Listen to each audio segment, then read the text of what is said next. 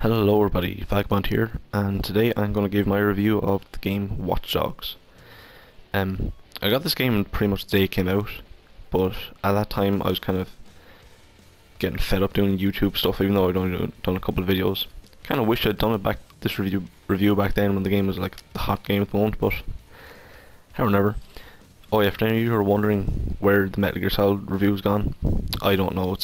It's really hard to get that review, get the footage I need to illustrate my points, because stupid copyright protection PS4 has, like, every time anything remotely resembling a cutscene appears, it stops recording. I don't know why that is, like, because like who cares really if someone sees cutscenes online or something? Like, that's not gonna make them not buy the game.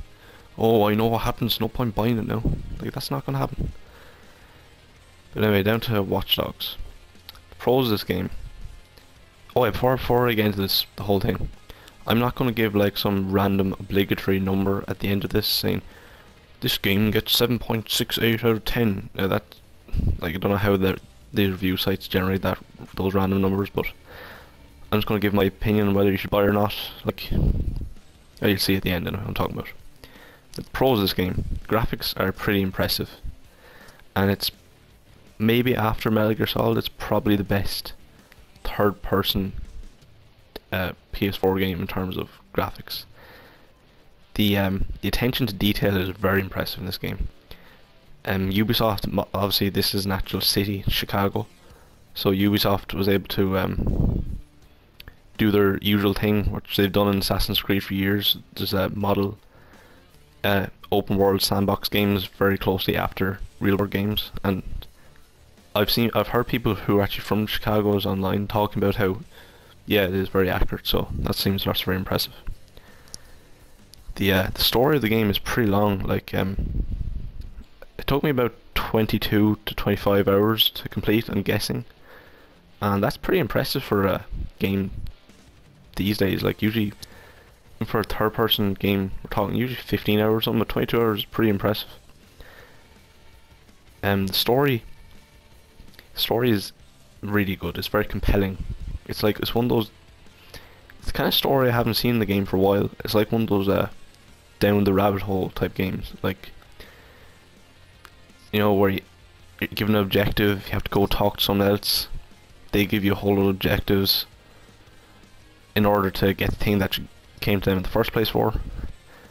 And it's kind of reminiscent of kind of old school games, kind of like that. It actually reminded me a lot of Red Dead Redemption. Personally, I don't think it's as good as Red Dead Redemption, but if you play both, you'll probably see the similarity yourself. The controls of this game are very fluid. Apart from the cover system, which every third-person game seems to suffer from, they can never get right. If any of you haven't played the game yet, just think of Assassin's Creed 4 without the parkour, basically. Like, you still sprint, you still kind of vault over obstacles. Very fluid. Very easy to get used to quickly. And for the most part, like, the NPC characters that you interact with, they're very, like, believable. The characters are very 3D and fleshed out. It's very good. Like, they all have their own kind of individual backstory, their own motivation to doing their things, which is, I like to see that in a game where they put the attention to detail in characters other than just the protagonist that you play yourself. And the idea of, like, you hack like random things in your environment to use your advantage, I think that's a very cool idea. It's a very innovative, fresh idea. I don't think that's done in any games up to now, so that's pretty cool. Now, cons of this game. Now, there are a few of them.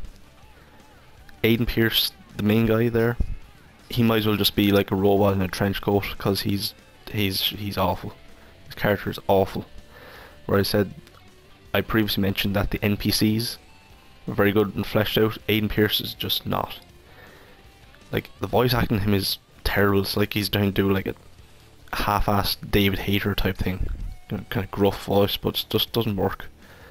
At times, his awful character made me lose interest in why I was doing anything. Like, oh, I don't care about your story, Aiden, you know, that kind of way. That's definitely not good in a story-driven game. The vehicle combat in this is very kind of stiff and rigid. Like, as I mentioned, you can hack things to your advantage, but that's only really useful when you're on foot. Well, that's more, I should say, well, it is useful in vehicles, but I should say it's more useful when you're on foot. In vehicles, the only way to get like cop cars or like other enemies off you who are chasing you is to like drive through like traffic lights or over roadblocks, then hack them, and then it'll disrupt them. And when you do it right, there's this really annoying like slow-mo cutscene where it shows you them crashing, which inevitably leads me to crash then, because you know, turn the camera around so I can't see where I'm going. It's also really annoying. Yeah, but you can't shoot from your car in that, which is annoying. I don't know why they didn't do that. Maybe they're trying to separate themselves more from GTA. Towards the end of the campaign, I felt it was dragged out. There was one point, maybe 3 hours for the end of the game, where I felt, yes, this is a good place to end it. Don't keep dragging it out. But it didn't, and it just kept. It was like there's 4 endings to the game, and I didn't really like that. It's kind of like each one got me built up. Oh, this is the end, and then it turned out it wasn't the end. I was like, oh, kind of lost interest at this stage. But apart from that, it was good. Toward the end, I won't spoil anything, but like, considering all the extra time they took into making this game, it's kind of unusual that they would include all these kind of random cop chases, like in places where they didn't seem to fit. It just kind of disrupted the pacing of the game. It seems almost as if padding to pad out the end of the game. Yeah, but anyway, my verdict of this game. If you were already in 2 minds about buying the game, I recommend get it, because if you're already thinking about getting it, go get it. It's a good game. There's a whole lot of extra stuff to play after you've completed the story, like this gameplay sees me doing like a side mission. But if you haven't heard of the game before, or you've only vaguely heard of it, you didn't really know what it was about, I'd recommend you do more research before buying the game, because it's not a game you buy just off the cuff. I don't know, like an impulse. But in general, this game has more pros than cons, so I would recommend it. If any of you like this kind of review where I just give my opinion of the game, leave a comment. If you aren't already, please subscribe. Also, like, favorite, share, all that good stuff. That's me done for today. Vagabond out.